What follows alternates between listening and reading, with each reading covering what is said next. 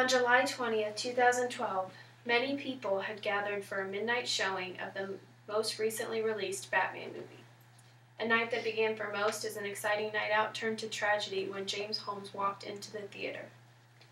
He appeared in full body armor and a gas mask, had canisters filled with what most likely was tear gas, and a gun. He proceeded to attack the moviegoers, killing 12 people and injuring 58 others. This tragedy was covered nationally, and many people have seen the coverage of it on their local news. People that I had surveyed about the tragedy seemed to know the general information about him. Some know his name was James Holmes. They remember when the shooting occurred, which was the summer of 2012, but not necessarily the specific date. And they knew his current occupation, which was a student in the graduate program, but all of those surveyed didn't know where he was going to school and specifics about his position at the university. And mostly, many people don't know the details that happened before and after the shooting. Holmes was a student at the University of Colorado. He was a doctoral candidate holding a paid position at the university. Police believe he had possibly taken a class on substance abuse, schizophrenia, depression, and other topics related to mental health from the information on the syllabus they found in his room. Chancellor Timothy White at the University of Colorado said he was doing well at the university. He was quoted saying of Holmes, "Academically, he was at the top of the top."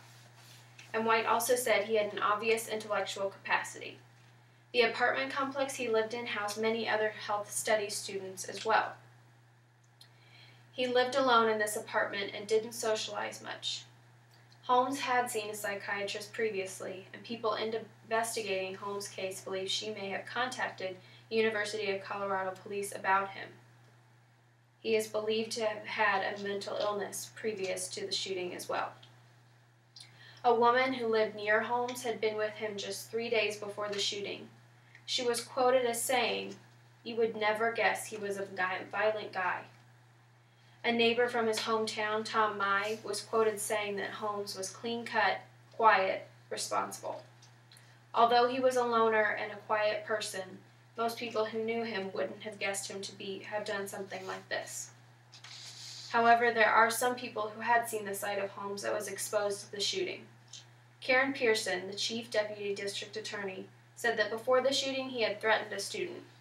Holmes then failed an important exam and was not allowed to return to the school because he threatened a professor.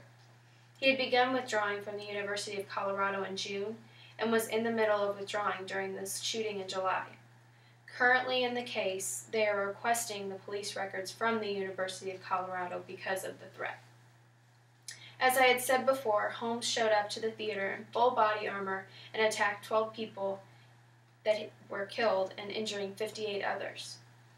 After the shooting, Holmes walked to his car and waited for police. When they reached him, Holmes didn't put up a fight.